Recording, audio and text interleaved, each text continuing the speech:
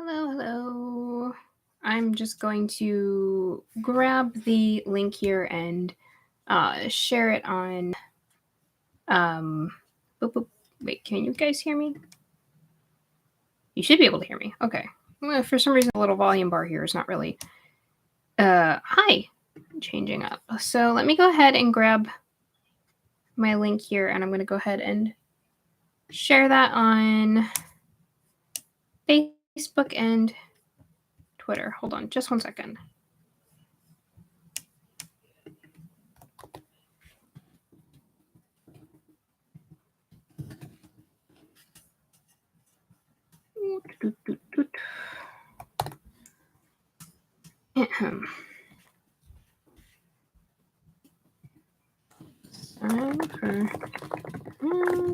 Quoth the Author. Just give me a second and I will go ahead and check whatever messages are left here. Hold on.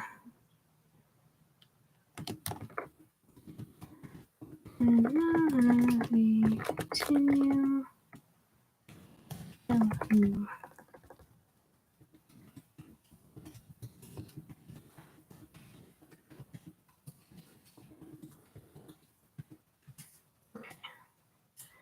Let me just copy that. I'm going to post it over to Twitter too. Okay.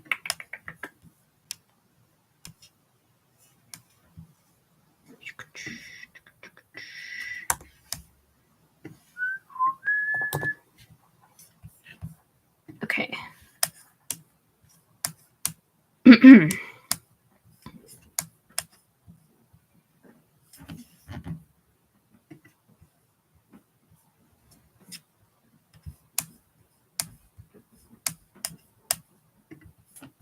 Anyway. Hello. Hi. Oh, thank you. I also got these cool new earrings that are really dangly and they're really nice.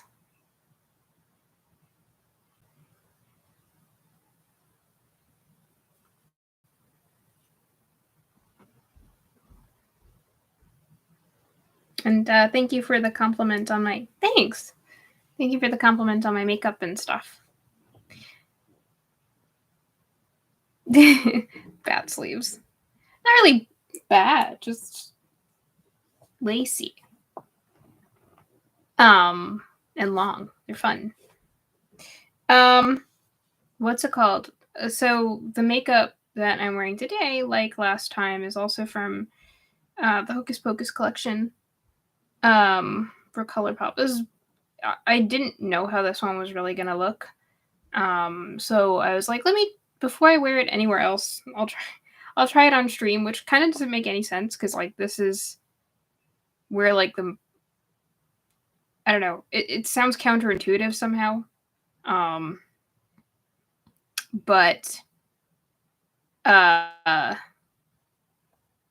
thank you. That's cool. But so yeah, I figured I would try it out here first, before anywhere else. A little like strand of hair that's just like whoof in my face. Yeah, so here we are. We're back again. The makeup, like I said, is mostly from the Hocus Pocus ColourPop palette, and also one of their Jelly Much shadows. This time it's the I Am Calm shadow, which is Winnie's Jelly Much shadow. It looks really nice. Like that's the main stuff that I have on my lid.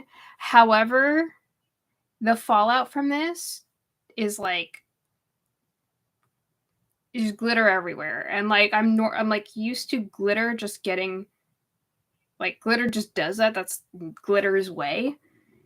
But I will say that the one that I used last time, the Come to Play, didn't do that.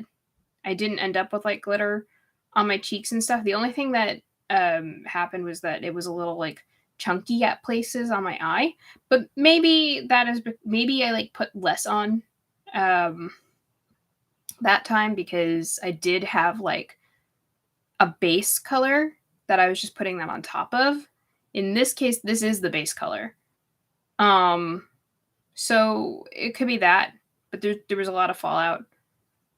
I just thought I would do something that was like a little kind of like ethereal, I guess. Someone mentioned that that base shadow was like very, the one that I used, the I am calm, is like very fairyish. And I was like, ooh, I think I can work with that. And so like this look is Winnie inspired because it's green, but that's really the only way that it's Winnie inspired.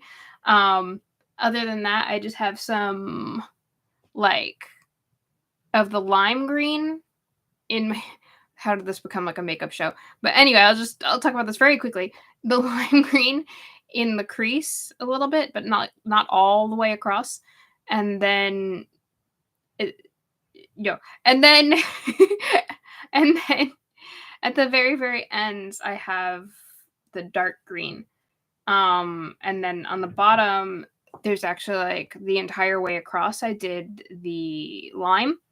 And then I did the lime, and then on the very ends, I did the darker green, which is I think Night of Sins is what the color is called. The other ones I used last time. So the lime green that I'm talking about is the Brew Another Batch. Wait. Cursed. Yeah. Okay, so the lime green was Cursed. And then on the very inside again, I did the shimmer shadow that I did last time, which is Brew Another Batch. I'd like to do like, I don't know. I'm thinking about like, can I do something where I take like all the witches' colors and do makeup looks sort of for all of them, or like incorporating all their colors, not like a look that incorporates green, orange, and brown. Wait, green, orange, and purple. But rather like this is a green look, and then I can do an all purple look, which is very probably going to be similar to what I did last time, and then an all orangey brown look for Mary. Maybe we'll see. Although we are coming towards the end of spooky season, and next time I think I will be dressed up, and maybe, I mean, spooky season I guess is whenever you make it. But we'll see what happens. We'll see how things go. I am interested in doing that, but we'll see. I say for the third time. And otherwise, we can jump back into. Yeah, I mean, sometimes that happens, you know? Sometimes you feel spooky. Or, you know, you just want to do something that's like more mysterious and stuff. Yeah, so we are jumping back into The Girl Who Loved Tom Gordon. Where we last left off,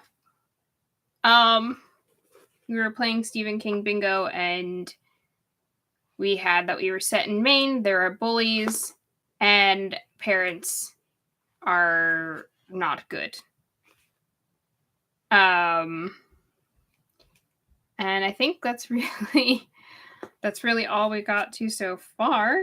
Trisha is lost in the woods, and it is nightfall, I believe. And her mother, I think, doesn't even know that she's missing yet, apparently, according to what was said before. So let's see. If you hear a noise, that's like I'm sitting like cross-legged, crisscross applesauce on my chair. So I'm like wiggling a little bit. But let's go ahead and jump in. Let's see. I'm not sure how far we're gonna get today. This book is kind of like going by pretty quickly, but we'll see. We are already this much through. It helps that the text is see, I can never tell what angle I need to show things. The text is not that small, and then the book itself is small, so there's not a lot of room on each page for too much content, but let's jump right in. Okay, so we're at top of the 4th. Her mother was moving furniture. That was Trisha's first returning thought. Her second was that Dad had taken her to Good Skates in Lynn, and what she heard was the sound of kids rollerblading past on the old canted track. Then something cold splashed onto the bridge of her nose, and she opened her eyes. Another cold drop of water splashed down dead center on her forehead. Bright light ran across the sky, making her wince and squint. This was followed by a second crash of thunder that startled her into a sideways roll. She pulled instinctively into a fetal position, uttering a croaky little scream as she did so. Then the skies opened. She fell asleep? Where did she... I can't remember what happened. Did she fall? Sorry, I'm just looking back to see. Oh, right, she passed out. Right. Yeah, so she passed out. She's lucky that nothing happened to her. Yeah, considering in the woods as a child, passing out, and just a vulnerable bab. Okay. Trisha sat up, grabbing and replacing her baseball cap when it fell without even thinking about it, gasping like someone who had been tossed rudely into a cold lake, and that was what it felt like. She staggered to her feet. Thunder boomed again, and lightning opened a purple seam in the air. That was a nice description. As she stood with rain dripping from the tip of her nose and her hair lying lank against her cheeks, she saw a tall, half-dead spruce on the valley floor below her suddenly explode and fall in 2 flaming pieces. Wow. Well, by the emoji. You can't. You'd have to put like a space between it probably, or like replace one of the letters with something else. Does it work with like a capital XD? I have a feeling that's what you type there. Does it? Here? Here or on Twitch? Because... Oh. Did you... I don't know why it didn't work that time then. Oh, that's weird. Okay. Strange. Yeah, I guess. That's really weird. Okay. A moment later, the rain was sheeting down so thickly that the valley was only a sketched ghost wrapped in gray gauze. I really like these descriptions, and you can picture it. However, I'm gonna say again that being in the point of view of a 9-year-old child limits your power of description. And I also want to like clarify that I'm not saying it's easy, like, at all. And, you know, it is a choice that you can make to be limited, not just by whoever you're writing for, but especially a child is going to be particularly challenging, probably. Because sometimes kids notice more, sometimes kids notice less.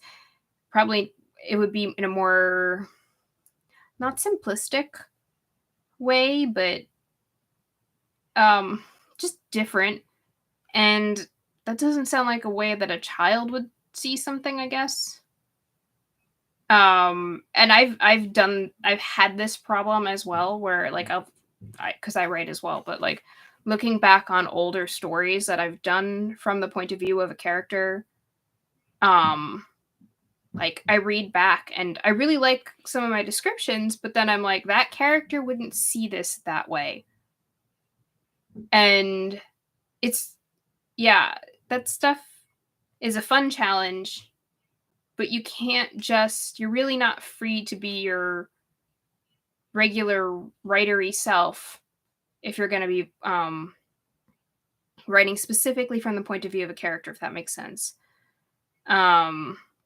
And especially, like, characters who, well, like in this case, it's a child.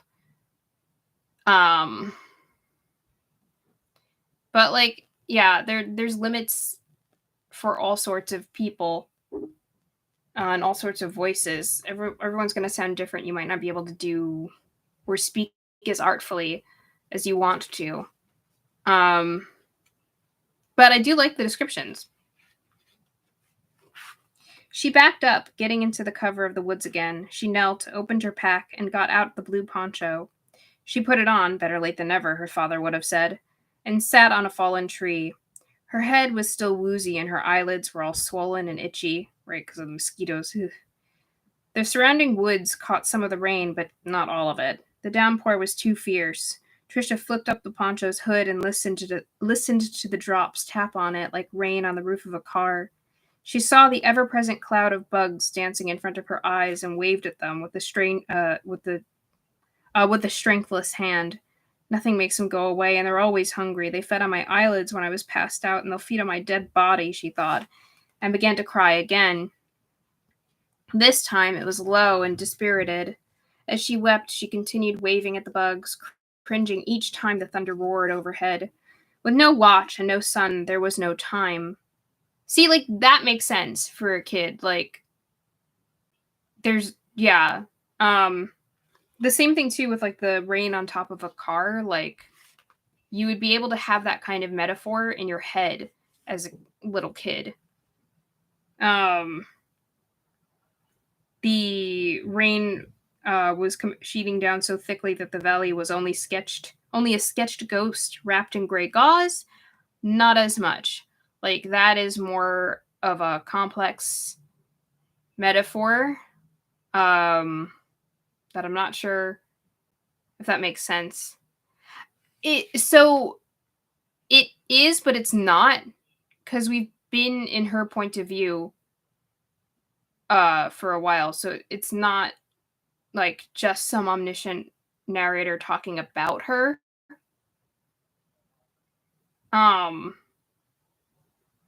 Yeah, or at least that's not the sense that I've gotten in reading it. But yeah, like every now and then we randomly get an omniscient narrator or something, but mostly it's been from Trisha's point of view.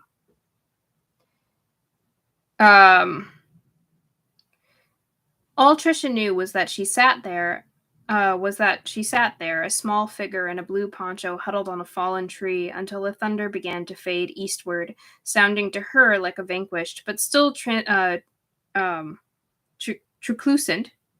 Oh, sorry, not truculent.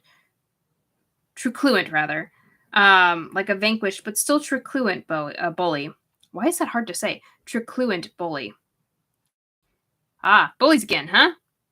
Rain dripped down on her. Mosquitoes hummed. One caught between the inside wall of her poncho's hood and the side of her head. Ugh. She jabbed a thumb against the outside of the hood, and the hum abruptly stopped. There, she said disconsolately. That takes care of you. You're jam. She started to get up, and her stomach rumbled. She hadn't been hungry before, but she was now.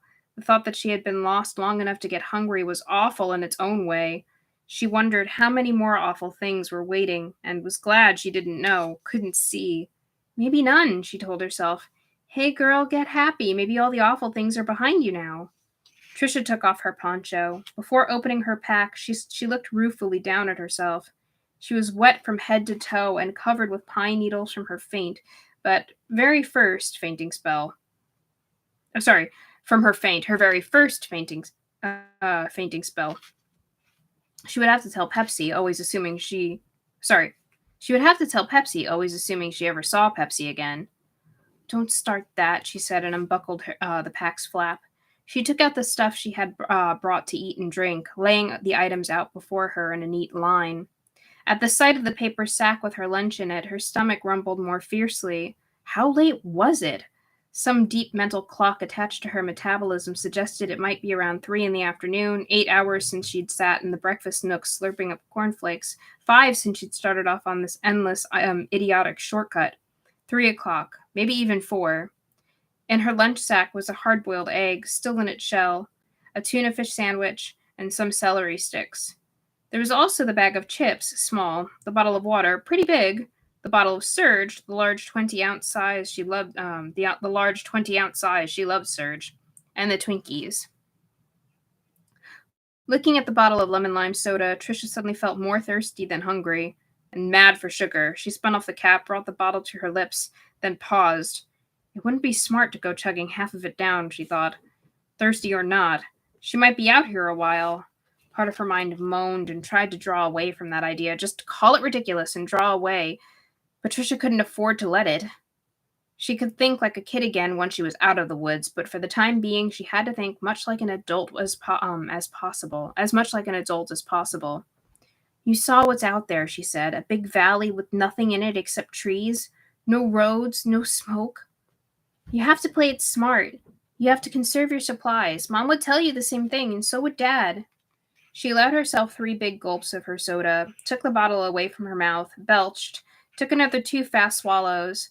Then she recapped the bottle securely and debated over the rest of her supplies.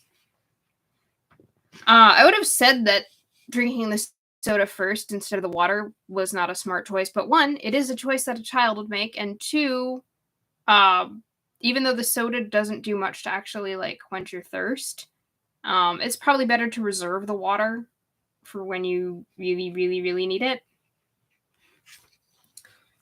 So, good choice. She decided on the egg. She shelled it, careful to put the pieces of shell back in the baggie the egg had come in. It never occurred to her, then or later, that littering, any sign that she'd been there, might actually save her life, and sprinkled it with a little twist of salt. Doing that made her sob briefly again, because she could see herself in the Sanford kitchen last night, putting salt on a scrap of waxed paper, and then twisting it up the way her mother had shown her.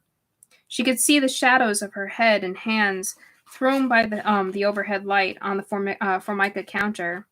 She could hear the sound of the TV news from the living room, could hear creaks as her brother moved around upstairs. This memory had a hallucinogenic clarity that elevated it almost to the status of a vision. She felt like someone who drowns, remembering what it was like to still be on the boat, so calm and at ease, so carelessly safe. She was 9, though, 9 going on 10, and big for her age. Hunger was stronger than either memory or fear. She sprinkled the egg with salt and ate it quickly, still sniffling. It was delicious. She could have eaten another easily, maybe 2.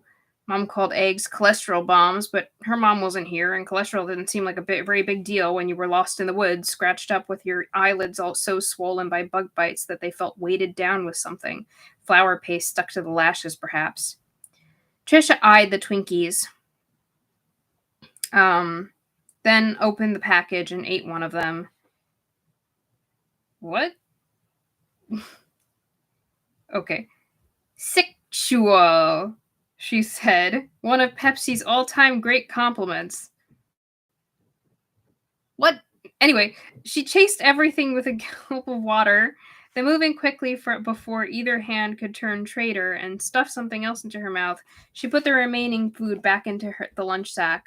The top rolled down quite a bit further now, rechecked the seal on her 3/4 full bottle of Surge, and stowed everything in the pack. As she did, her fingers brushed a bulge in the pack's sidewall, and a sudden burst of elation, perhaps partially fueled by fresh calories, lit her up. Her Walkman! She had brought her Walkman. Yeah, baby. Who talks? What child? Anyway, she unzipped the inner pocket and lifted it out. As reverently as any priest had ever handled the Eucharist. The headphone wire was wrapped around the body of the Walkman, and the tiny earbuds were clipped neatly to the sides of its black plastic body. Her and Pepsi's current favorite tape, Tub Thumper by Chumbawamba. Are you kidding me? Was in there, but Trisha didn't care about music. Did you? In case you don't know what song that is, that's the I get knocked down, but I get up again. You're never gonna keep me down. That song. So, God, That song is such a meme. Why is it here? Okay. She slipped the headphones on, nestled the earbuds into place, flipped the switch from tape to radio, and turned it on. At first, there was nothing but a soft rush of static because she had been tuned to WMGX, a Portland station. But a little further down, the FM band came up to WOXO in Norway, and then she turned up the other way.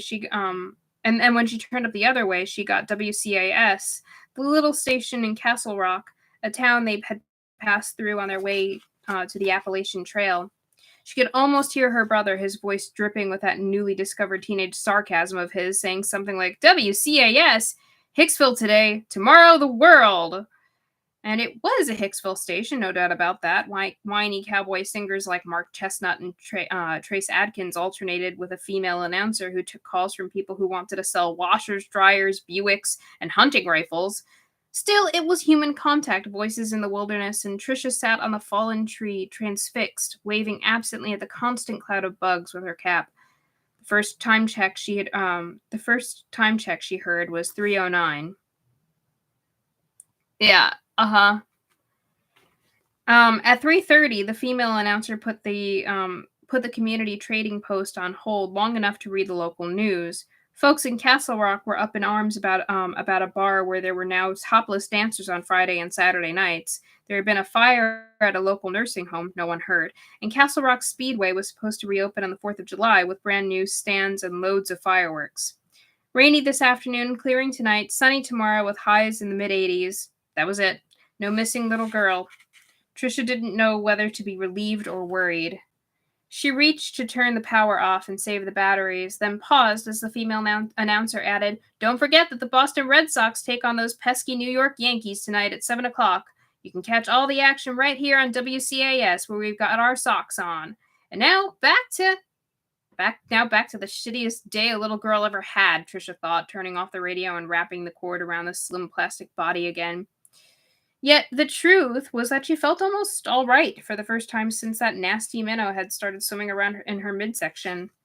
Having something to eat was partially the reason, but she suspected that the radio had more to do with it. Voices, real human voices, and sounding so close. There was a cluster of mosquitoes on each of her thighs, trying to drill through the material of her jeans. Thank God she hadn't worn shorts. She would have been chuck steak by now. She swatted the mosquitoes away, then got up. What now? Did she know anything at all about being lost in the woods? Well, that the sun rose in the east and went down in the west, that was about all.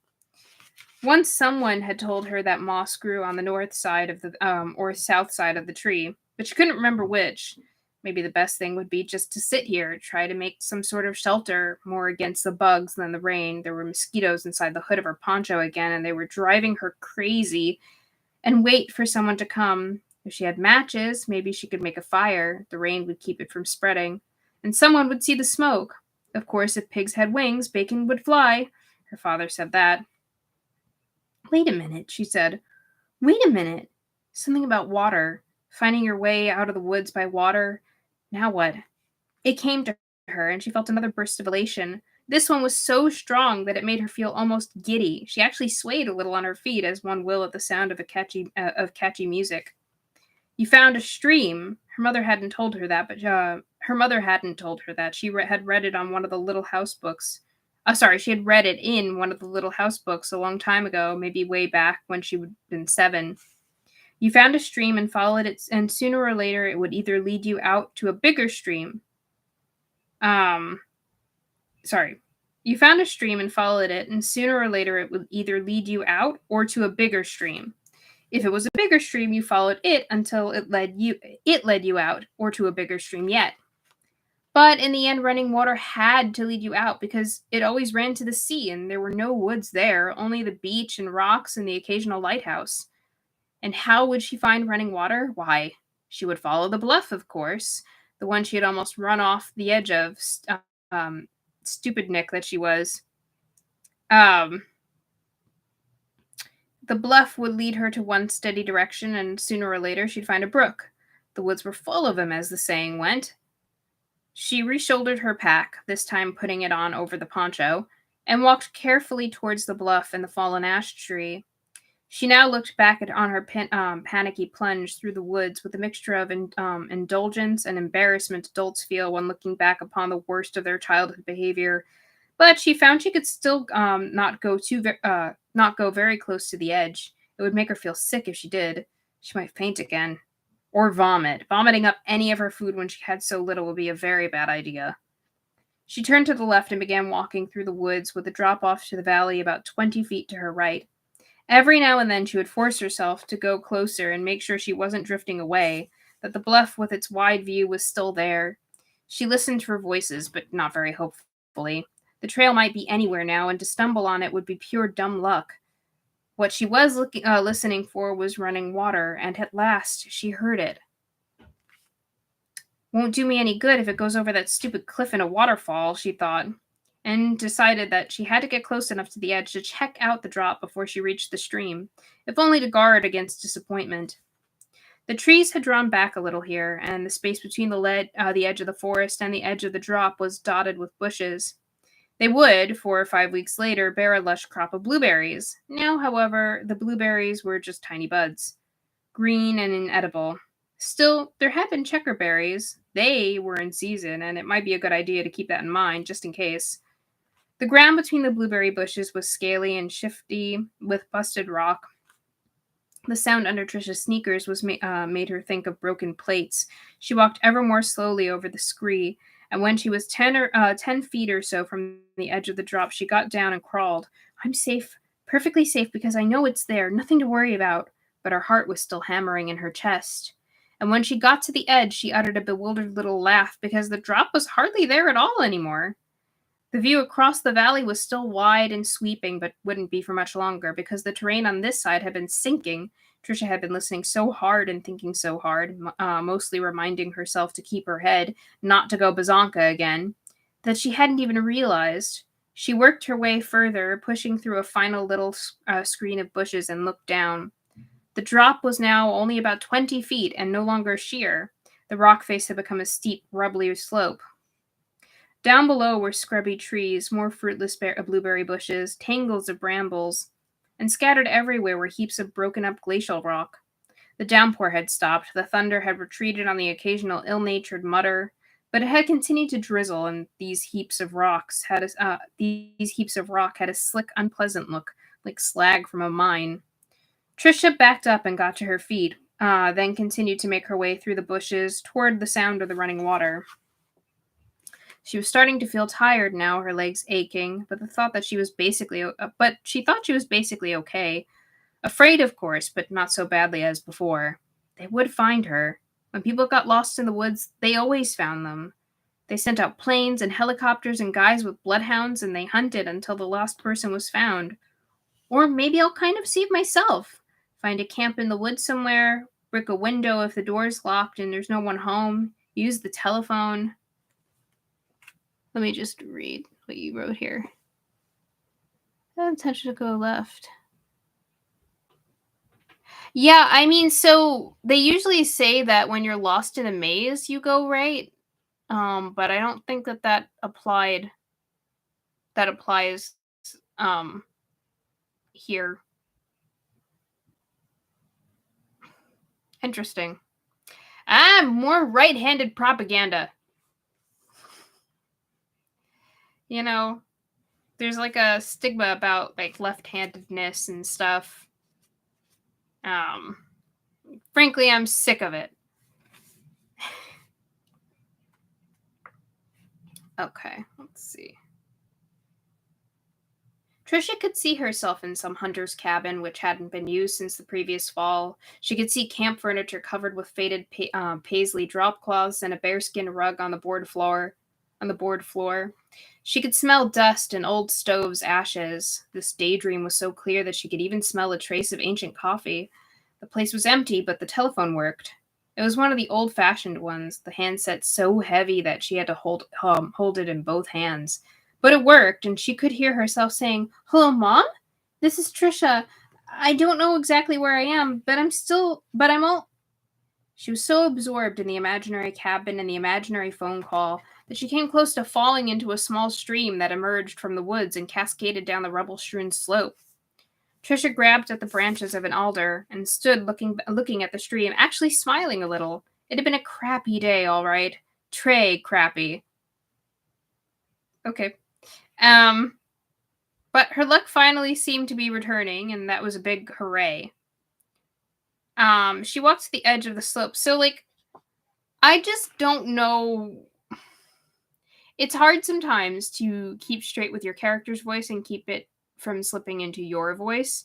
And that's, I think, what I'm worried about or wondering about, if this is falling maybe a little bit into Stephen King's actual voice and away from a child sometimes. But, yeah, I'm not going to be a broken record and keep talking about it. Yeah. But her luck finally seemed to be returning, and that was a big hooray. She walked to the edge of the slope. The stream spilled down it in a foamy rush, here and there striking a bigger rock and kicking up spray that would have held rainbows on a sunny afternoon. The slope on both sides of the water looked slippery and unreliable, all that loose, wet rock. Still, it was also dotted with bushes. If she started to slide, she would grab one of those as she'd grab the alder at the edge of the stream. Water leads to people, she said, and started down the slope. She descended sideways in little hops on the right side of the stream. At first she was all right, even though the angle of the slope was steeper than it had looked from up above, and the broken ground shifted under her sneakers every time she moved. Her pack, of which she had hardly been aware up until now, began to feel like a large, unstable baby in one of those papoose carriers. Every time it shifted, she had to wave her arms to keep her balance. She was all right, though, and a darn good thing, because when she paused halfway down the slope, her propping right foot actually buried in loose rock below her, she realized she couldn't climb back up anymore. One way or the other, she was bound for the valley floor. She got moving again. 3/4 of the way down, a bug, a big one, not a minge or a mosquito, flew into her face. It was a wasp. Oh, God. And Trisha batted at it with a cry. Her pack shifted violently to her downhill side. Her right foot slipped, and suddenly her balance was gone. She fell, hit the rock slope on her shoulder with a tooth-rattling thud, and began to slide. "Oh, shit on toast!" she cried and grabbed at the ground. All she got was a strew of loose rock that slid along with her, and a sharp jab of pain as a broken chunk of quartz cut into her palm. She snatched at a bush. She snatched at a bush, and it came out by its stupid shallow roots. Her foot struck something. Her right leg bent at a painful angle, and she was suddenly airborne, the world revolving as she did an unplanned somersault. Yeah. Trisha came down on her back and slid that way, legs spread, arms waving, screaming in pain and terror and surprise. Her poncho and the back of her shirt pulled up to her shoulder blades. Sharp pieces of rock tore snatches of skin from between them. She tried to break with her feet. The left one struck a jutting outcrop of shale and turned her to the right. That put her into a roll, first on her stomach, and then onto her back, and then onto her stomach again. The pack digging into her, then pitching upward each time she went over. The sky was down, the hateful broken scree of the slope was up, and then they swapped places. Swing your partner with a do-si-do, everybody change. Trisha went the final 10 yards on her left side with her left arm stretched out and her face buried against the fold of her elbow. She thumped against something hard enough to bruise her ribs on that side.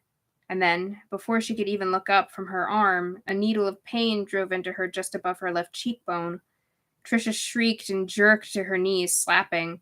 She crushed something, another wasp, of course, what else?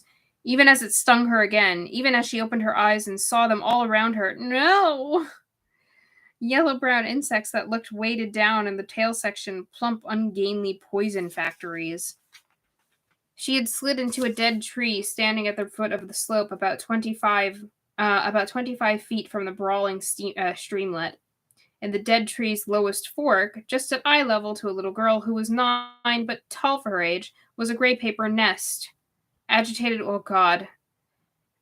wasps were crawling all over it. More were flying out of a hole in the top. You were saying, right? No, not a wasp. No, there are many wasps. Um, Pain needled the right side of Trisha's neck just below the bill of her cap. Another sting lit up her right arm above the elbow. Screaming in a total panic, she bolted. Something stung the back of her neck. Something stung the small of her back above the waistband of her blue jeans, where her shirt was still pulled up and the plastic poncho hung in tatters. She ran in the direction of the scream without any thought or plan or intent. It was just that the ground there was relatively open. She wove her way around the clumps of bushes, and when the underbrush began to thicken, she bowled through it. At the stream, she stopped, gasping for breath, looking tearfully and fearfully back over her shoulder. The wasps were gone, but they had done plenty of damage before she had managed to outrun them. Her left eye, close to where the first one had gotten her, was swelled almost shut. If I get a bad reaction, I'll die, she thought. But in the aftermath of her panic, she didn't care. She sat down by the little stream which had gotten her into all this trouble, sobbing and sniffling. When she felt a little bit in control of herself again, she took off her pack. Tight, fierce shudders racked her, each one making her body harden up like a spring and pulling red-hot darts of pain from the places where she had been stung. She put her arms around her pack, rocked it like a doll, and cried harder. Holding the pack that way made her think of Mona lying in the back seat of the caravan, good old Moni Baloney, with her big blue eyes.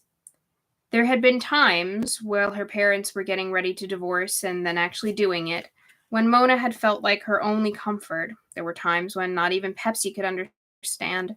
Now her parents' divorce seemed like very small beans. They were bigger problems, bigger beans, than grown-ups who couldn't get along. There were wasps, for one thing, and Trisha thought that she would give anything to see Mona again. At least she wasn't going to die from the stings, or she'd probably be dying already. She had overheard her mom and Mrs. Thomas from across the street talking about someone who was allergic to stings, and Mrs. Thomas had said 10 seconds after it got him, poor old Frank was swole up like a balloon. If he hadn't had his little kit with a hypodermic, I guess he would have choked to death. Trisha didn't feel choky, but the bites throbbed horribly, and they had swole up like balloons, all right. The one by her eye had built a hot little volcano of tissue that she could actually look at when she had probed gingerly with her fingers. And when she had probed gingerly with her fingers, a bolt of pain shot into her head and made her cry out in misery. She was no longer exactly weeping, but that eye ran helplessly with tears just the same. Moving her hands slowly and carefully, Trisha examined herself. She isolated at least half a dozen stings. She thought that there was one location on her left side, just above her hip, where she might have sustained 2 or even 3. It was the sorest place of all. Her back felt all scraped up, and her left arm, which had absorbed most of the damage during the final part of her slide, was a net of blood from the wrist to elbow. The side of her face, where the stump of branch had poked her, was bleeding again too. Not fair, she thought. Then a terrible idea occurred to her. Except it was more than an idea, it was a certainty. Her Walkman was broken, shattered to a million pieces in its little side pocket. Had to be. There was no way it would have survived the slide. Trisha tugged the pack's buckles with blood-streaked, trembling fingers, and at last worked the straps free. She pulled out her Game Boy, and that was smashed all right. Nothing left of the little window where the little electronic blips had gambled, but a few shards of yellow glass. Also, her bag of potato chips had bust open, and the Game Boy's cracked white housing was covered with greasy crumbs. Both plastic bottles, the one with the water in it and the bottle of Surge, were dented but whole. Her lunch sack was smushed into something that looked like roadkill and covered with more potato chips. But Trisha didn't even bother looking inside. My Walkman, she thought, unaware that she was sobbing, and she unzipped the inner pocket. My poor, poor Walkman. To be separated from even the voices of the human world seemed more than she could bear on top of everything else. Trisha reached into the pocket and pulled out a miracle. The Walkman intact. The earphone cord, which she had rewrapped neatly around the little gadget's body, had come loose in a tangle, but that was all. She held the Walkman in her hand, looking incredulously from it to the Game Boy lying beside her. How could one be whole and the other so badly shattered? How was that possible? It's not, the cold and hateful voice in her head informed her. It looks all right, but it's broken inside. Trisha straightened the cord, slipped the earbuds into place, and settled her finger on the power button. She'd forgotten the stings, the insect bites, the cuts and scrapes. She closed her swollen, heavy eyelids, making a little dark. "Please, God," she said into it, "don't let my Walkman be broken." Then she pushed the power button. "This just in," said the female announcer. She might have been broadcasting from the middle of Trisha's head. "A Sanford woman hiking at a Castle County section of the Appalachian Trail with her 2 children has reported her daughter, 9-year-old Trisha McFarland, missing and presumably lost in the woods west of TR 90 in the town of Monton." Trisha's eyes flew wide open as she listened for the next 10 minutes, long after WCAS had reverted like someone with unbreakable bad habits to country music and NASCAR reports. She was lost in the woods. It was official. Soon they would swing into action, whoever they were, the people, she supposed, who kept the helicopters ready to fly and the bloodhounds ready to sniff. Her mother would be scared to death. And yet Trisha felt a small, strange trickle of satisfaction when she considered that likelihood. "I wasn't supervised," she thought, not without self-righteousness. "I'm just a little kid and I wasn't properly supervised. Also, if she gives me hell, I'll just say, 'You wouldn't stop arguing and finally I couldn't stand it anymore.'" Pepsi would like that. It was just so VC Andrews. At last, at last she, blah, blah, blah. At last she turned the Walkman off, rewrapped the headphone wire, gave the black plastic case a perfectly unself-conscious smooch, and tucked it lovingly back into its pocket. She eyed the mashed-up lunch bag and decided she couldn't bring herself to look inside and see what shape the tuna sandwich and the remaining Twinkie might be in. Too depressing. A good thing she'd eaten her egg beforehand, or it would have turned into egg salad. Well, it's still good, though. Even if it's smooshed up, it's still edible. As long as, like, nothing, like, from the ground or any, like, bugs in it got in it. And then, honestly, even then, good protein. But yeah, so, like, don't be petty and get rid of your food because of that. That thought probably deserved a giggle, but there were apparently no giggles in her. The old giggle well, which her mother believed inexhaustible, seemed to have temporarily gone dry. Trisha sat on the bank of the little stream, which was less than 3 feet across here, and disconsolately ate potato chips, first out of the burst chip bag, and then plucking them off her lunch sack, and finally dredging the smallest fragments out of the bottom of her pack. A big bug droned past her nose, and she cringed from it, crying out and raising a hand to protect her face. But it was only a horsefly. At last, moving as wearily as a woman of 60 after a hard day's work, she felt like a woman of 60 after a hard day's work. Trisha replaced everything in her pack, even the shattered Game Boy went back in, and stood up. Before rebuckling the flap, she took off her poncho and held it up in front of her. The flimsy thing hadn't been any protection in her slide down the slope, and now it was torn and flapping in a way she would have considered comic under other circumstances. It looked like a blue plastic hula skirt. But she supposed she better keep it. If nothing else, it might protect her from bugs, which had reformed their cloud around her hapless head. The mosquitoes were thicker than ever, no doubt drawn by the blood on her arms. They probably smelled it. Yuck, Trisha said, wrinkling her nose and waving her cap at the cloud of bugs. How gross is that? She tried to tell herself she ought to be grateful she hadn't broken her arm or fractured her skull, also grateful that she wasn't allergic to stings like Mrs. Thomas's friend Frank, but it was hard to be grateful when you were scared, scratched, swollen, and generally banged up. She was putting the rags of her poncho back on. The pack would come next. When she looked at the stream and noticed how muddy the banks were just above the water, she dropped to one knee, wincing as the waist of her jeans chafed against the wasp stings above her hip, and took up a fingernail of pastry brown gray gluck. Try it or not? Well, what can it hurt? She asked with a little sigh, and dabbed the mud on the swelling above her hip. It was blessedly cool, and the itchy pain diminished almost at once. Working carefully, she dabbed mud on as many of the stings as she could reach, including the one which had puffed up beside her eye.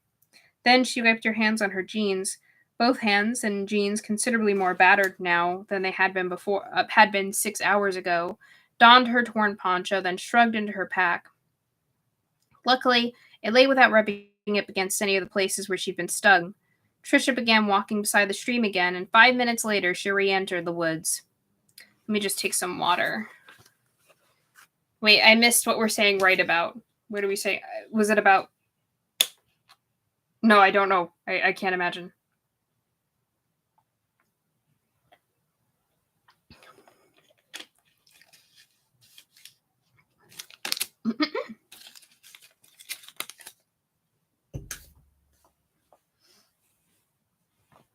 Yeah. Definitely don't get rid of it, you know? Um, yeah, what was I gonna say? Yeah, the mud? The mud, is, like, I think a well-known kind of cooling relief thing, because 'cause I'm pretty sure that's why, like, there are a lot of animals who do mud baths, is to at least cool off. Um, but I think it's also, uh, not therapeutic. What's the word I'm looking for? Like, pretty good for soothing the skin. Deaders insects? Oh my god, deaders. Deters insects. Um, will it deter insects? Maybe. I don't know about that. I just know that I think it's good for your skin. For like soothing your skin. Bacteria, I mean, yeah, I guess she's picking her battles right now. Like, that could potentially be very dangerous. Also, I don't know that she would know about that. Um, being only 9, but she's pretty knowledgeable for a 9-year-old in some cases, but at the same time, it's excuse me, not out of the question that she might not know. Uh-huh. It could contain some salt. I mean, if it's oh, hello, we're getting spammed. Oh. Oh wow. Well, we got spammed, guys. Oh wow. Anyway, so the water could contain some salt, but I think if it's coming from like a stream or something like that, it's usually not salt water, right? It's usually fresh water. Well, am I wrong? I could definitely be wrong. Um, but either way, it there are good possibilities and bad possibilities. Could be either or. Um, okay.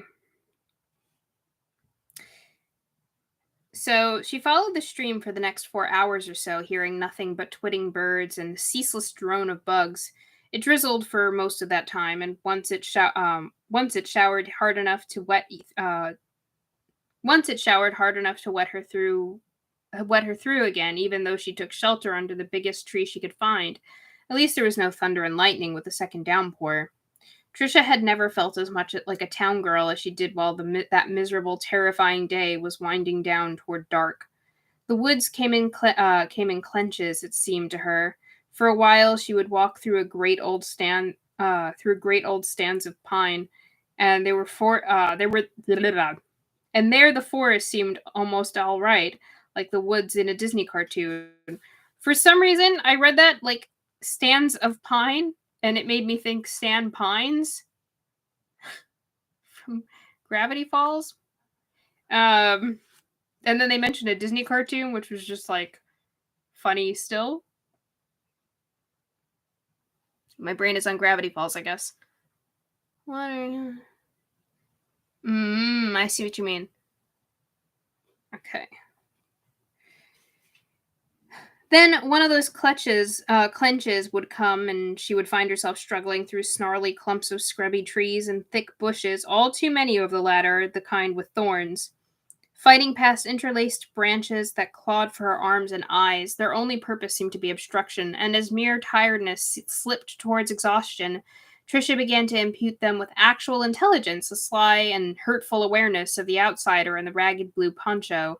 It began to seem to her that their desire to scratch her, to perhaps even get lucky and poke out one of her eyes, was actually secondary. What the bushes really wanted was to shunt her away from the brook, her path to other people, her ticket out. Tricia was willing to leave sight of the brook if the clenches of trees and tangles of bushes near it got too thick, but she refused to leave the sound of it. If the brook's low babble got too thin, she'd drop to her hands and knees and crawl under the worst of the branches rather than sliding along them and looking for a hole. Crawling over the squelchy ground was the worst part. In the pine groves, the ground was dry and nicely carpeted with needles.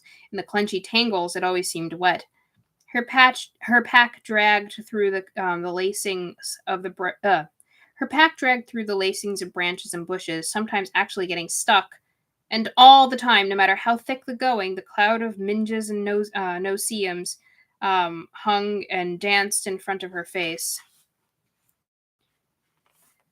She understood what made all of this so bad, so dispiriting, but could not articulate it. It had something to do with all the things she couldn't name.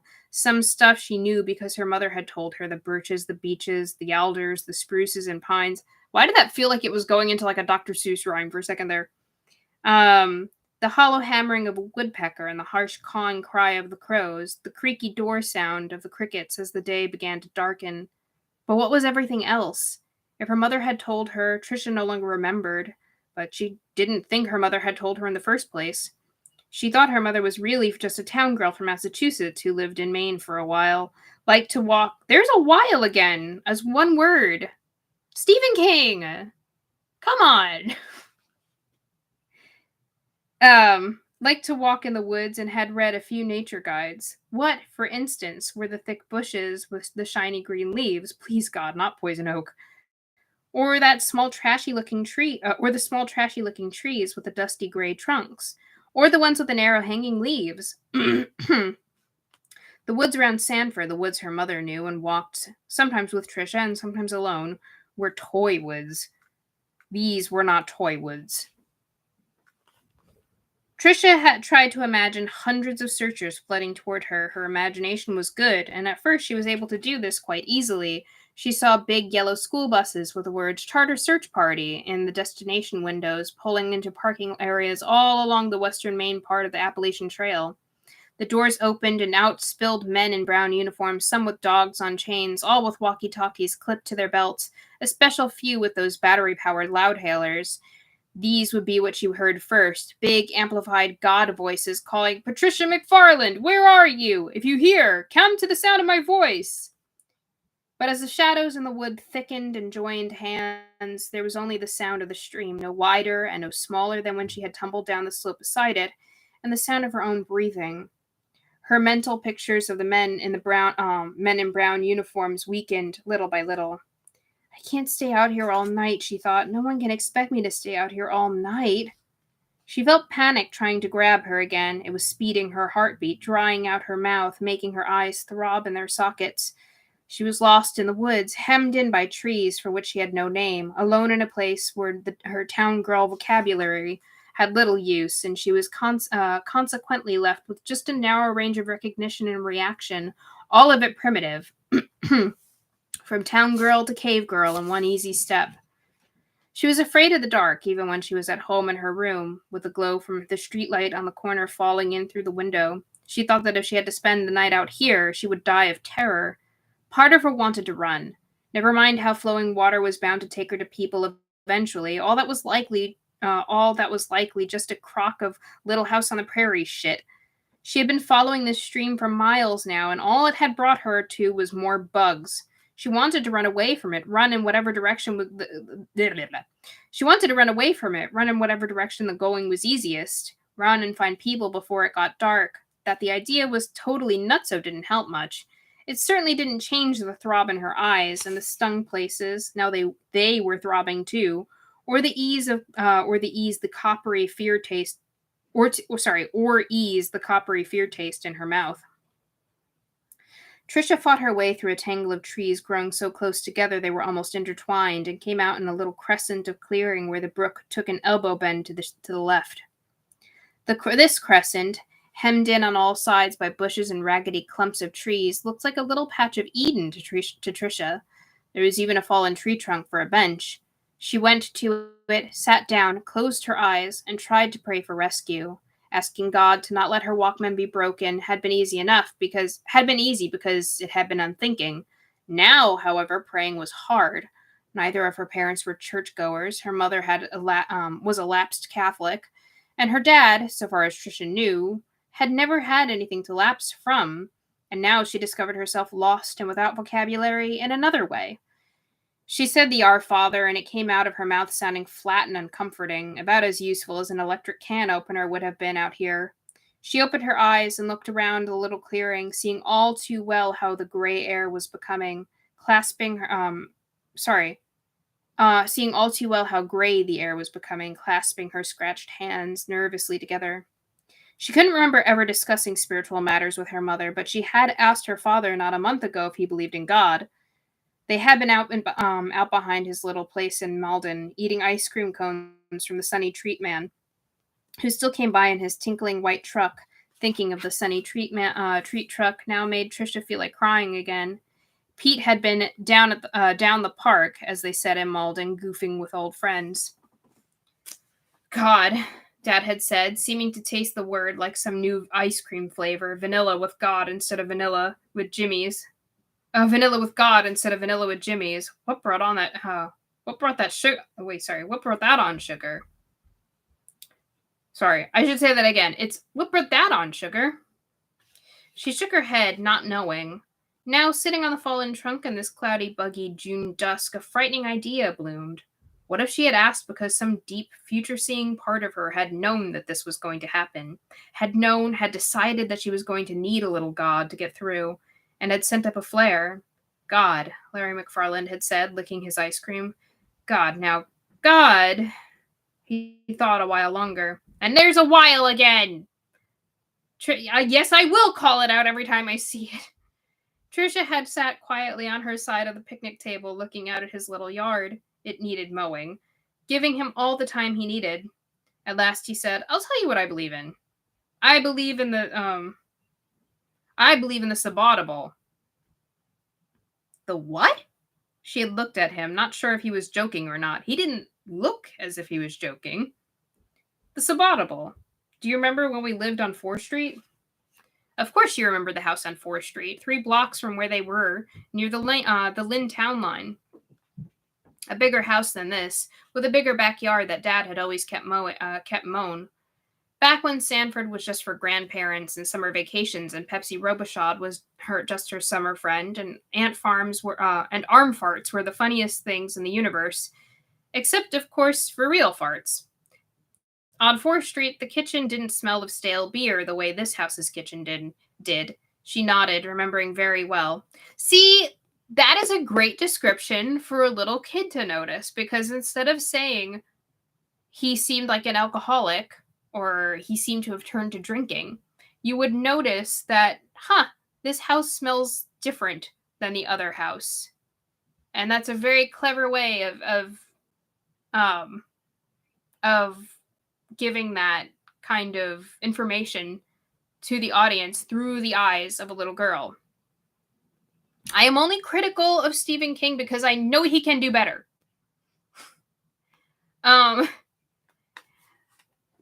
anyway, yeah, so like that's really good. That's a really good description that a little kid would have for something. A way to give information to the audience is like by comparison.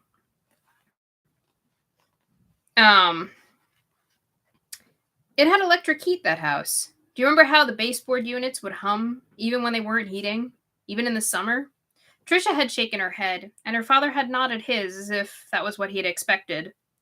That's because you got used to it, he said. But take my word, Trish, the sound was always there. Even in a house where there aren't baseboard heaters, there are noises. The fridge goes on and off, the pipes thunk, the floors creak, the traffic goes by outside. We hear those things all the time, so most of the time we don't hear them at all. They become... And he gestured for her to finish, as he had done since she was very small, sitting on his lap. And they let me read that again, because I realized I read that wrong. They become... And he gestured for her to finish, as he had done since she was very small, sitting on his lap and beginning to read. His old dear gesture. Subaudible, she said, not because she completely understood what the word meant, but because it was so clearly what he wanted from her. Precisely, he said, gesturing once more with his ice cream. A splatter of vanilla drops. See, yeah, that's the thing, is like, the kid just knows that you want her to say that. That doesn't mean she really understands. Like,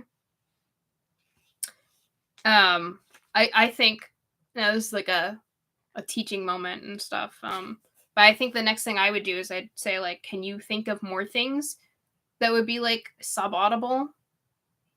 Like, what are things that you can think of? And like see if the child can, like, I don't know why I'm talking about it like as if I'm a tutor or something, but like to get the kid to think about it more for themselves and to really get that definition to stick. Throw it into their hands.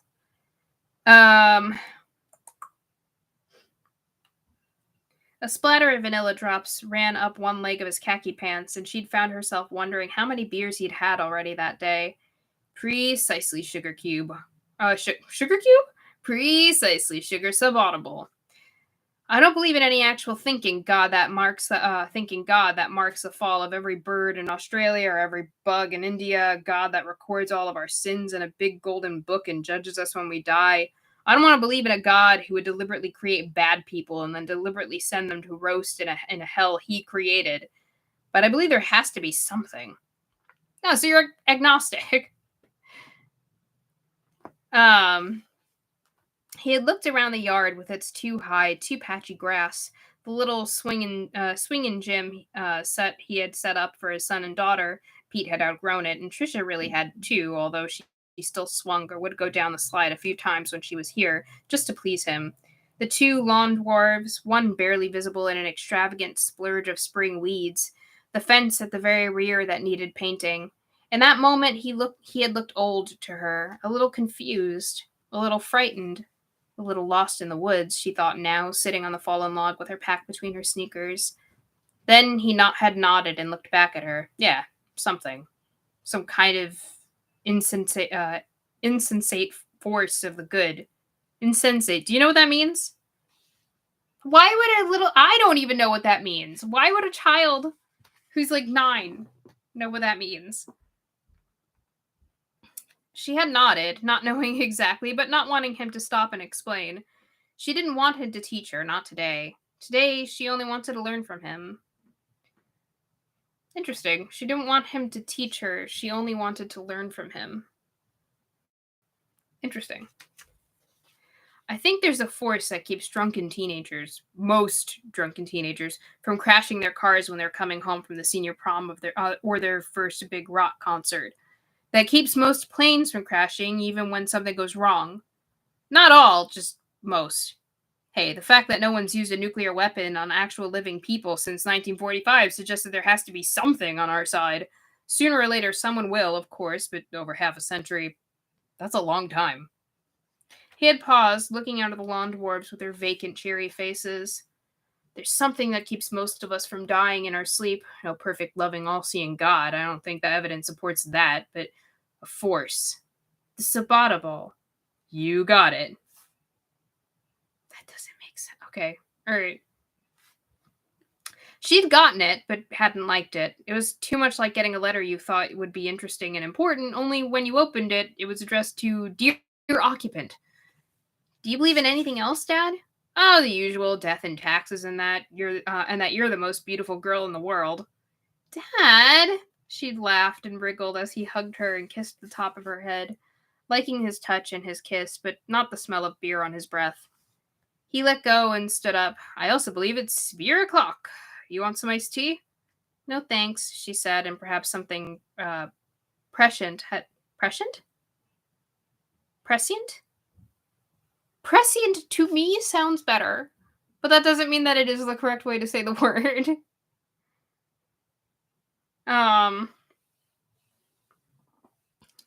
Does anybody know? Prescient. Prescient. Let's check good old Google.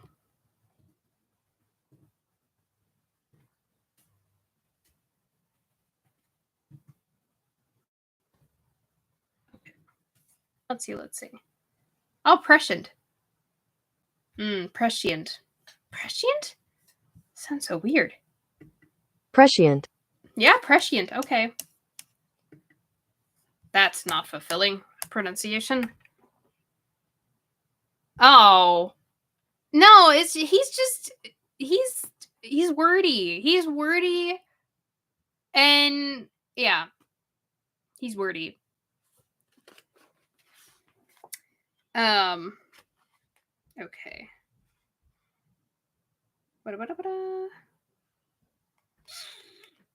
Ah. No thanks, she said, and perhaps something prescient had been at work, because as he started away, she said, "Do you believe in anything else?" Seriously. His smile had faded into a look of seriousness. He stood there thinking. Sitting on the log, she remembered being flattered that he would think so hard on her behalf. Oh, sitting on the log, she remembered being flattered that he would think so hard on her behalf. His ice cream starting to drip over his hand now. Then he looked up, smiling again. "I believe that your heartthrob Tom Gordon can save 40 games this year," he said. "I believe that right now he's the best closer in the major leagues. That if he stays healthy and the Sox hitting holds up, he could be pinching in the World Series come October. Is that enough for you?" "Yes!" she had cried, laughing, her own seriousness broken, because Tom Gordon really was her heartthrob, and she loved her father for knowing it and for being sweet about it instead of mean. She had run to him and hugged him hard, getting ice cream on her shirt, but not caring. It was a little sunny treat between friends.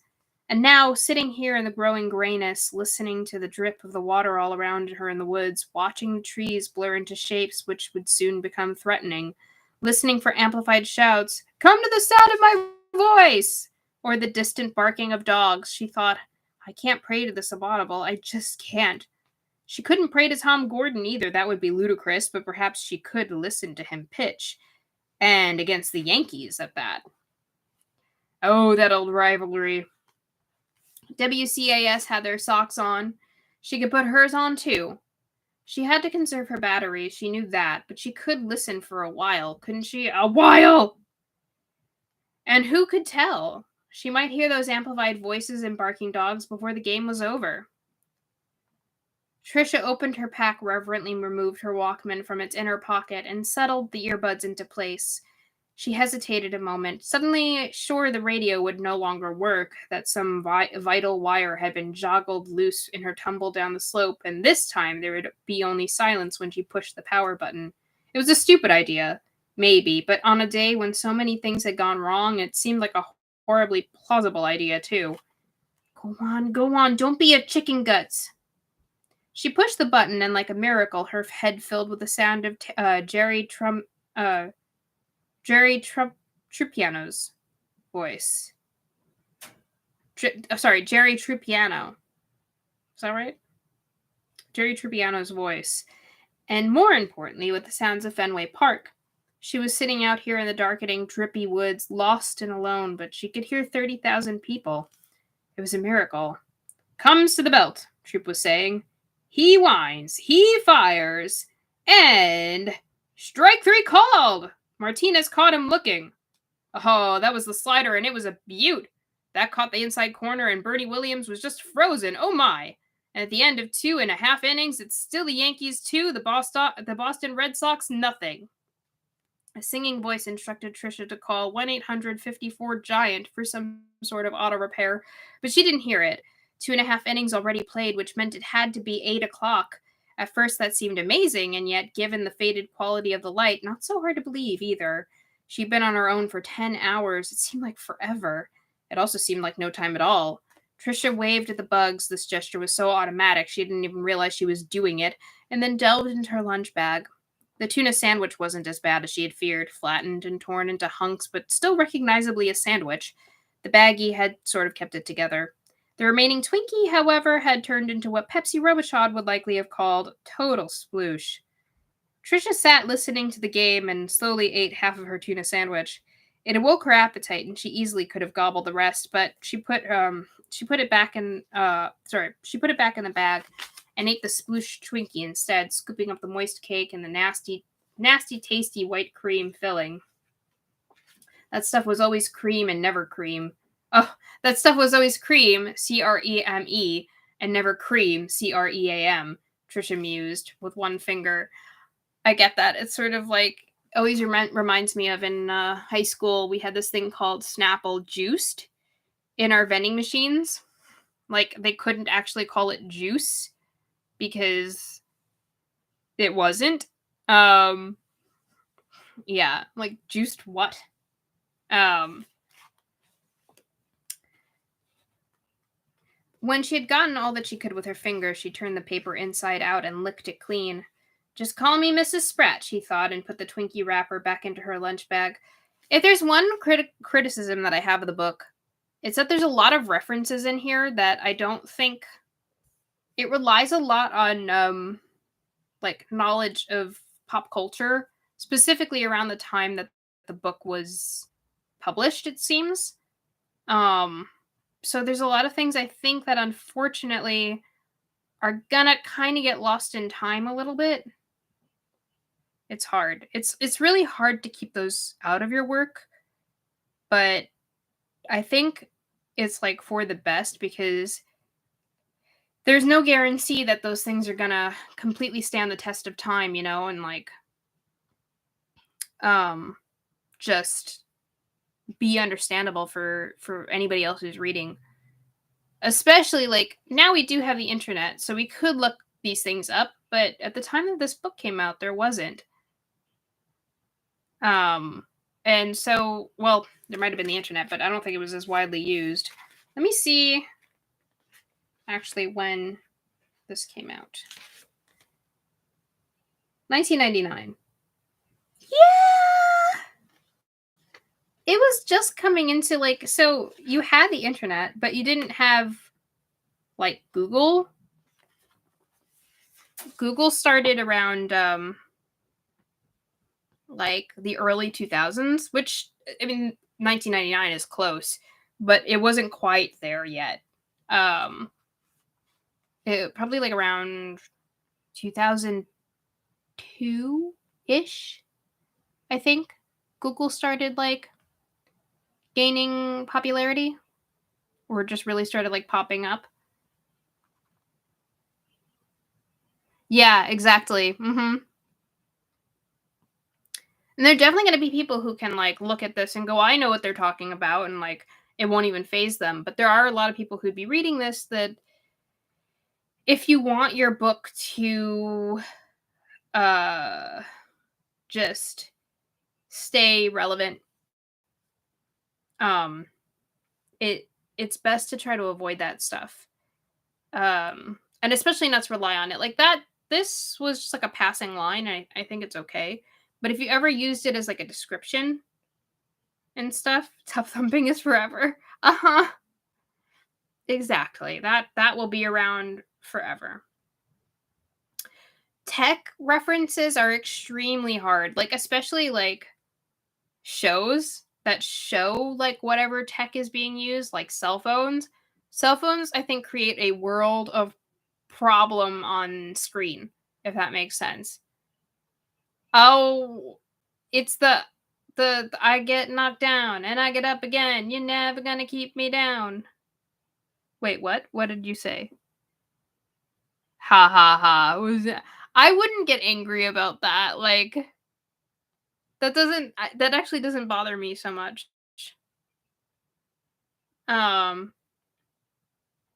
the idea of Android taking over.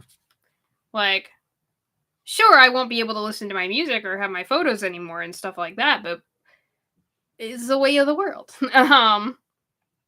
But um no, so what's it called? Um what was I saying?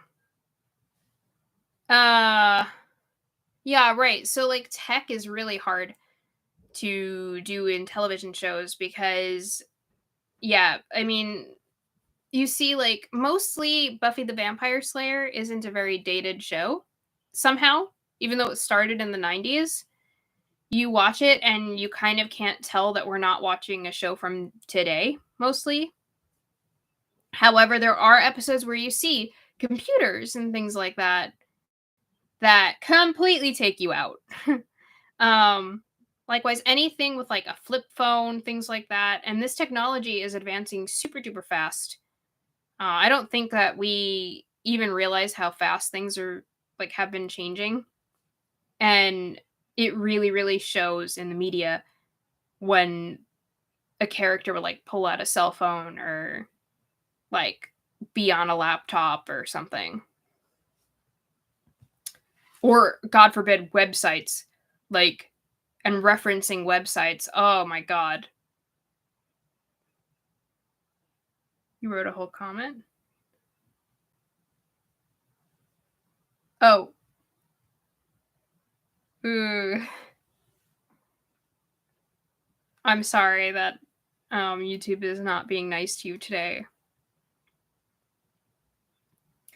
Feel free to write it again without the emoji. Maybe it'll send it.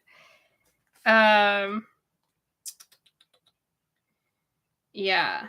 She allowed herself 3 more big swallows of surge, then went prospecting for more potato chip crumbs with the tip of one grimy finger as the Red Sox and Yankees played through the rest of the third and fourth.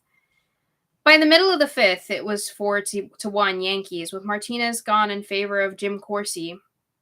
Later, Larry McFarland regarded Corsi with deep mistrust. Once, while talking baseball with Trisha over the telephone, he had said, "You mark my words, Sugar, Jim Corsi is no friend of the Red Sox." Trisha got giggling. She couldn't help it. He just sounded so solemn. And after a while, Dad had gotten giggling too. It had become a catchphrase between them, something that was just theirs, like a password. Mark my words, Jim Corsi is no friend of the Red Sox. I mean, Buffy does work as a period piece. It can, but I honestly really do feel like it does stand the test of time. And it doesn't really show a lot of like 90s isms.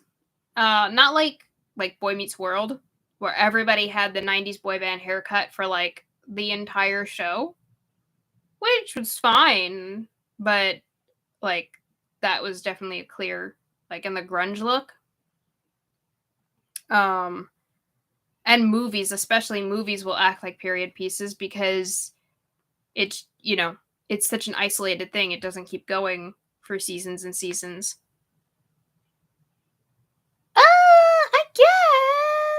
I guess.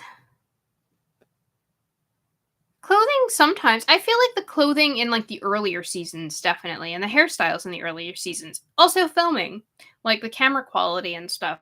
Those things definitely show it being very 90s. However, like as it goes on, I'd say like season 3 and on, you really don't have that anymore. Especially the, what's it called? The camera quality.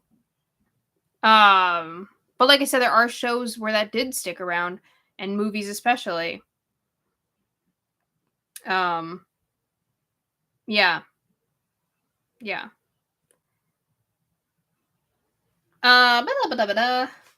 For season 1, by the way, of Buffy, at least like the first episode or so, the lingo.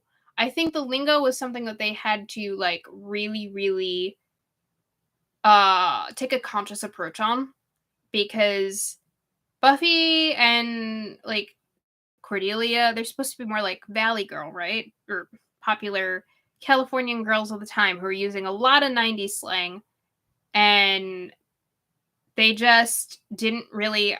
It's interesting because I feel like that's kind of where the Whedonisms were born from. This kind of anachronistic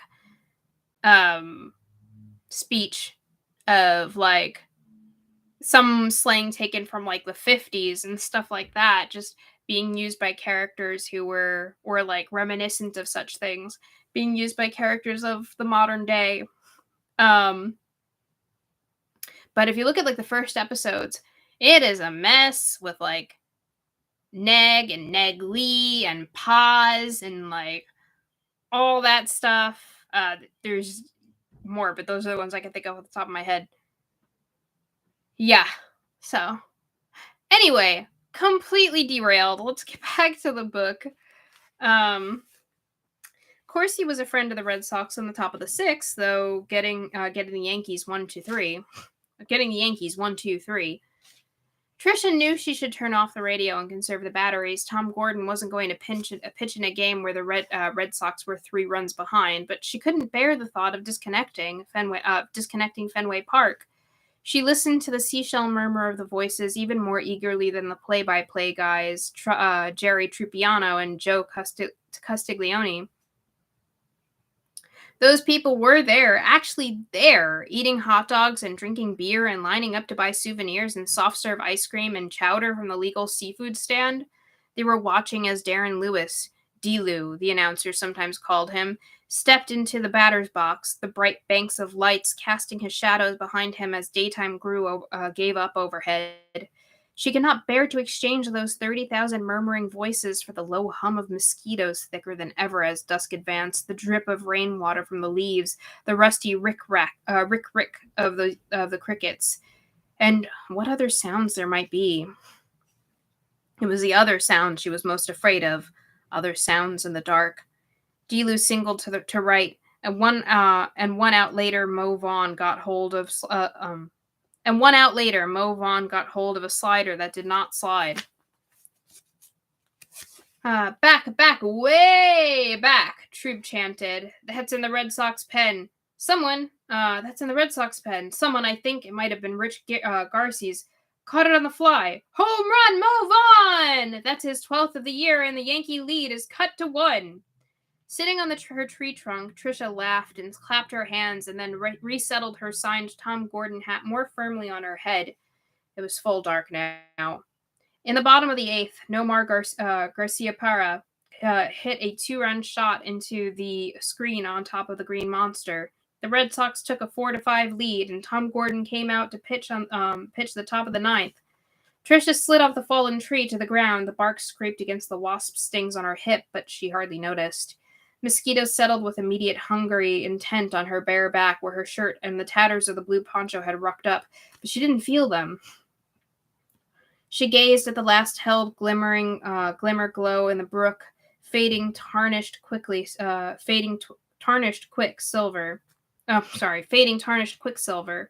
and sat on the damp ground with her fingers pressed to the sides of her mouth. Suddenly, it seemed very important that Tom Gordon should preserve the 1-run lead, that he should secure this victory against the mighty Yankees, who had lost a pair to Anaheim at the start of the season and had hardly lost since. Come on, Tom, she whispered. In a Castle View hotel room, her mother was in an agony of terror. Her father was on a Delta flight from Boston to Portland to join Keela and his son at the Castle County State Police Barracks, which had been designated Rally Point Patricia. Search parties, very much like the ones the lost girl had imagined, were coming back and after their first fruitless sallies. Outside the barracks, news vans from 3 TV stations in Portland and 2 in Portsmouth were parked. 36 experienced woodsmen, and some were accompanied by dogs, remained in the forests of Mountain, and 3 unincorporated townships which stretched off toward New Hampshire's chimney, TR-90, TR-100, and TR-110. The consensus among those remaining in the woods was that Patricia McFarland must still be in Mountain or TR-90. She was a little girl, after all, and likely hadn't wandered far from where she had last been seen. These experienced guides, some wardens and Forest Service men, would have been stunned to know that Trisha had gotten almost 9 miles west of the area the searchers considered their highest priority. Come on, Tom, she whispered. Come on, Tom. 1, 2, 3 now. You know how it goes. But not tonight. Gordon opened the top of the 9th by walking the handsome yet evil Yankee shortstop Derek Jeter. And Trisha remembered something her father had once told her. When a team gets a leadoff walk, their chances of scoring rise by 70%. If we win, if Tom gets a save, I'll be saved. This thought came to her suddenly. It was like a firework bursting in her head. It was stupid, of course, as dopey as her father knocking on wood before a 3-2 pitch, which he did every time. But as the dark grew deeper and the brook gave up in its final silver tarnish, it also seemed irrefutable, as obvious as 2 and 2 make 4. If Tom Gordon got the save, she would get the save. Paul O'Neill popped up, 1 out. Bernie Williams came up. Always a dangerous hitter, Joe Castiglione remarked, and Williams immediately ripped a single to center, sending Jeter to third. Why did you say that, Joe? Trisha moaned. Oh, cripes. Why did you have to say that? Runners on first and third, only 1 out. The Fenway crowd cheering, hoping. Trisha could imagine them leaning forward in their seats. "Come on, Tom, come on, Tom," she whispered. The cloud of Minges and Noseums were still around her, all around her, but she no longer noticed. A feeling of despair touched her heart, cool and strong. It was like that hateful voice she had discovered in the middle of her head.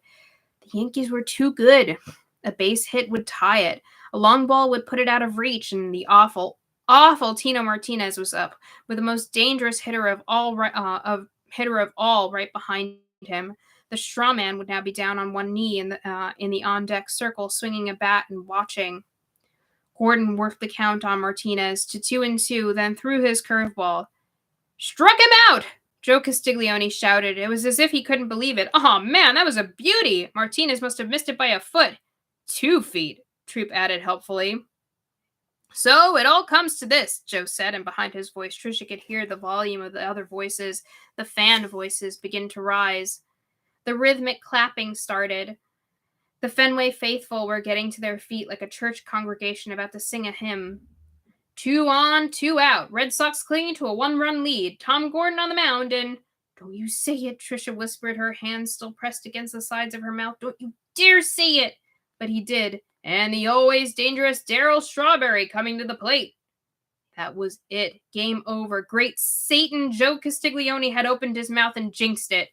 Why couldn't he just have given Strawberry's name? Couldn't he just have given Strawberry's name? Why did he have to start in with that always dangerous horse pucky when any fool knew that only made them dangerous? "All right, everybody, fasten your seatbelts," Joe said. Strawberry cocks the bat. Jeter's dancing around third, trying to draw a throw or at least some attention from Gordon. He gets neither. Gordon looks in. Veritek flashes the sign to the set. Gordon throws. Strawberry swings and misses. Strike 1. Strawberry shakes his head as if he's disgusted. Shouldn't be disgusted. That was a pretty good pitch," Troop remarked, and Trisha, sitting in the dark, bug-blown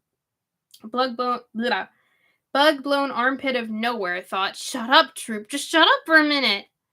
Straw steps out, taps his cleats. Now he's back in. Gordon with the look to Williams on first. To the set. He pitches. "Outside and low," Trisha moaned. The tips of her fingers were now so deeply pressed into her cheeks that her lips were pulled up in a strange, distraught smile. Her heart was hammering in her chest. "Here we go again," Joe said. "Gordon's ready. He fires. Strawberry swings. And it's a long, high drive to right field. If it stays fair, it's gone, but it's drifting. It's drifting. Drifting." Trisha waited, breath caught. "Foul," Joe said at last, and she began to breathe again, but that was too close. Strawberry just missed a 3-run homer. It went on the wrong side of the pesky pole by no more than 6 or 8 feet. "I'd say 4 feet, Troop added helpfully. I'd say you got stinky feet," Trisha whispered. "Come on, Tom. Come on, please." But he wouldn't. She knew that now for sure, just this close and no closer. Still, she could see him. Not all tall and ginky looking like Randy Johnson.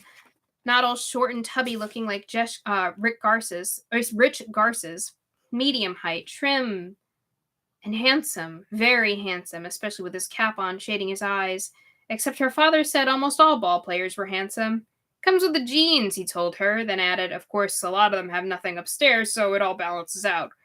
But Tom Gordon's looks weren't the thing. It was the stillness before he pitched which had first caught her eye and her admiration.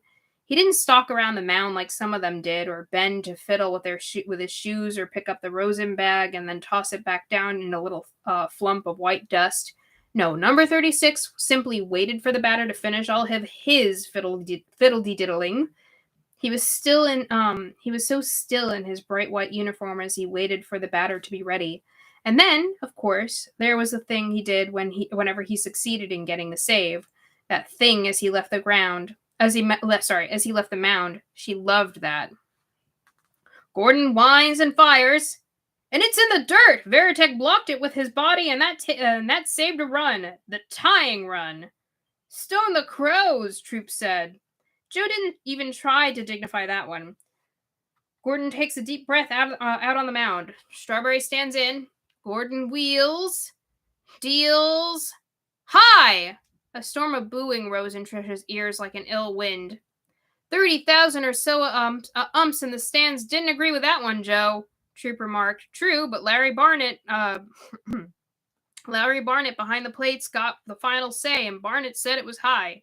The count runs full to Darryl Strawberry, 3-2. In the background, the rhythmic clapping of the fans swelled. Their voices filled the air, filled her head. She knocked on the wood of the tree trunk without realizing she was doing it. The crowd's on its feet, Joe Castiglione said. All 30,000 of them, because no one has left the joint tonight. Maybe one or two, Troop said. Trisha took no notice. Neither did Joe. Gordon to the belt. Yes, she could see him at the belt. Hands together now, no longer facing the home plate directly, but looking in over his left shoulder. Gordon into the motion. She could see this too. The left foot coming back, but toward the planting right foot as to the hands, one wearing the glove, one holding the ball, rose to the sternum. She could even see Bernie Williams off with the pitch, streaking for second, but Tom Gordon took no notice, and even in motion, his essential stillness remained. His eyes on Jason Varitek's mitt hung behind the plate low and toward the outside corner. Gordon delivers the 3, 2, pitch, end! The crowd told her, the sudden joyous thunder of the crowd. Strike 3 called! Joe was nearly screaming, oh my goodness, he threw the curve on 3-2 and froze Strawberry. The Red Sox win 5-4 over the Yankees, and Tom Gordon gets his 18th save! His voice dropped into more normal register. Gordon's teammates head for the mound, with Mo Vaughn pumping his fist in the air and leading the charge. But before Vaughn gets there, it's Gordon with the quick gesture, the one the fans have gotten to know very well in just the short time he's been the Sox closer. Trisha burst into tears. She pushed the power button on the Walkman and then just sat there in the damp ground with her back against the tree trunk and her legs spread and the blue poncho hanging between them in its hula skirt tatters. She cried harder than she had since she first realizing for sure that she was lost. But this time she cried in relief. She was lost, but would be found. She was sure of it. Tom Gordon had gotten the save, and so would she. Still crying, she took off the poncho, spread it on the ground as far under the fallen tree as she thought she could wriggle, and then eased to her left until she was on the plastic. She did this with very little awareness. Most of her was still at Fenway Park, seeing the umpire ringing Strawberry up, seeing Mo Vaughn starting for the mound to congratulate Tom Gordon. She could see Nomar Garcia Parra trotting in from short, John Valentin from third, and Mark Lemke from second to do the same. But before they got to him, Gordon did what he always did when he secured the save, pointed at the sky, just one quick point of the finger. Trisha tucked her Walkman back into her pocket, but before she put her head down on her outstretched arm, she pointed briefly up, the way Gordon did. And why not? Something had brought her through the day, after all, horrible as it had been. And when you pointed, the something felt like God. You couldn't point to dumb luck or the subaudible, after all. Doing this made her feel better and worse. Better because it felt more like praying than actual words would have done. Worse because it made her feel really lonely for the first time that day. Pointing like Tom Gordon made her feel lost in some heretofore unsuspected fashion. The voices which had poured out of the Walkman's earbuds and filled her head seemed dreamlike now. The voices of ghosts. She shivered at that, not wanting to think about ghosts out here, not in the woods, not cowering under a fallen tree in the dark. She missed her mother. Even more, she wanted her father. Her father would be able to get her out of here, would take her by the hand and lead her out of here. And if she got tired of walking, he would carry her. He had big muscles. When she and Pete stayed weekends with him, he would still pick her up at the end of Saturday nights and carry her to her little bedroom in his arms. He did that even though she was 9 and big for her age. It was her favorite part of their weekends in Malden. Trisha discovered, with a miserable species of wonder, that she even missed her boogery, endlessly complaining brother. Weeping and hitching in big, watery gusts of air, Trisha fell asleep. The bugs circled around her in the dark, moving closer and closer. Finally, they began to light on the exposed patches of her skin, feasting on her blood and sweat. A puff of air moved through the woods, ruffling the leaves, ruffling the leaves, shaking the last of the rainwater from them. After a second or two, the air fell still. Then it was not still. In the dripping quiet came the sound of twigs breaking. That stopped, and there was a pause, followed by a flurry of moving branches and a rough, rasping sound. A crow called once in alarm. There was a pause, and then the sounds began again, moving closer to where Trisha slept with her head on her arm. Interesting. I think that's where we'll stop it for today. The next chapter is going to be bottom of the 4th. But let's talk about it.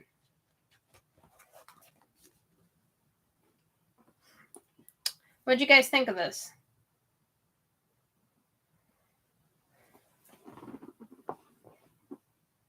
Yeah, I think that's a good place to call it. Also, my throat. Ugh. But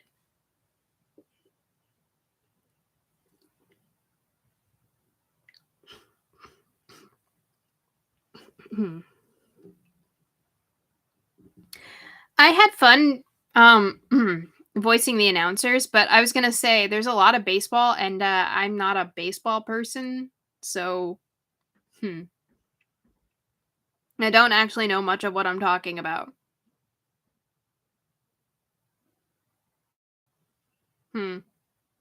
Yeah.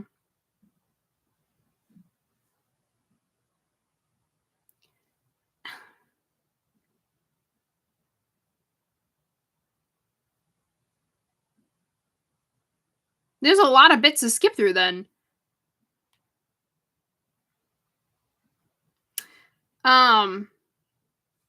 If you guys could all just do me a favor and give a like to this stream, that would really help us out.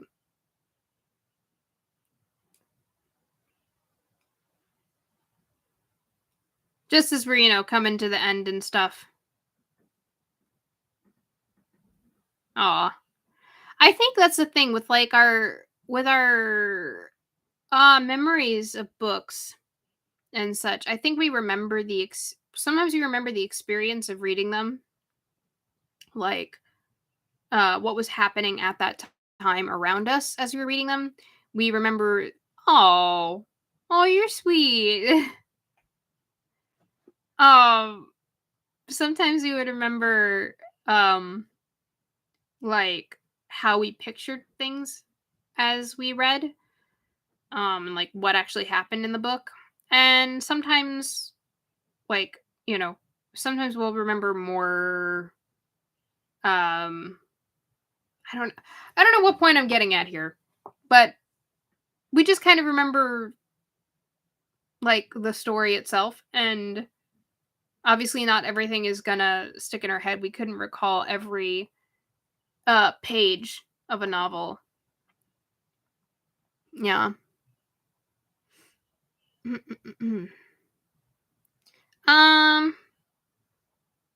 Like, I guess I kind of enjoyed this bit better, this part of the book, but we'll see what happens. I hope that things end up okay. I see that now we're getting like that there's an actual monster after her. Which I'll be honest, a little bit late.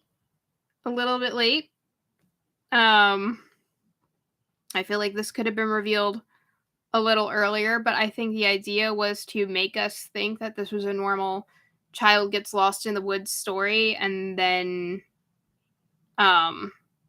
like, surprise, there's a monster.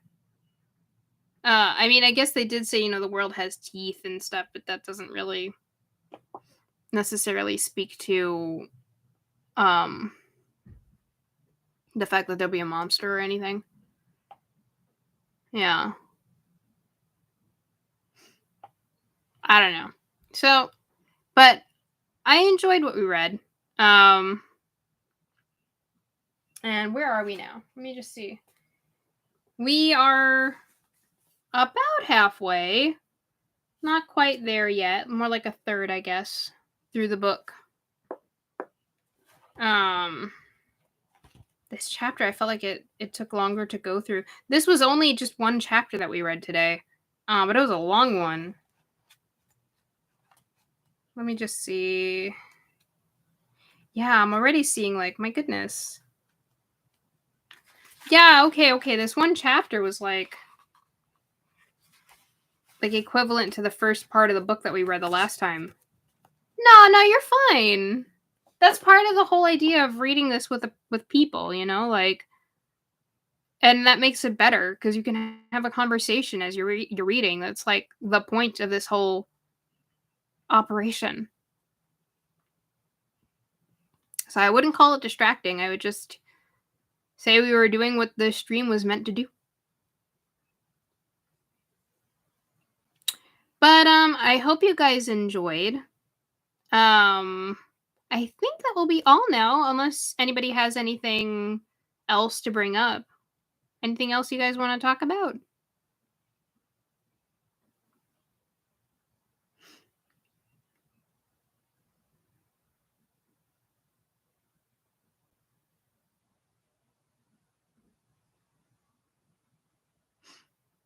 It's okay if not, but I just wanted to open the floor to you guys one last time. Oh. Why? Oh, I must do.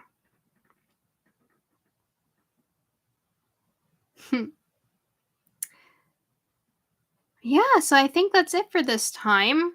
I hope you guys enjoyed. Next time, of course, we'll be back. And yeah, I hope so too.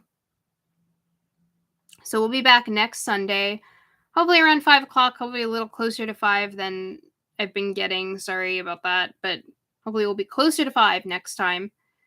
And probably going to be doing it here again on YouTube Live just because it's been a smoother experience than doing Twitch. But yeah, we will see. So in the meantime, go ahead and like, comment, and subscribe so you can always keep, up to date with things. This video will be like uploaded right after our stream ends. So if you want to leave any comments to be immortalized by time, please feel free to do that. That's what that is there for, and I can go ahead and answer any like retroactive questions you guys have, or address any like comments that you think about after the fact, right there. Other than that, thank you guys for watching. This has been Sky.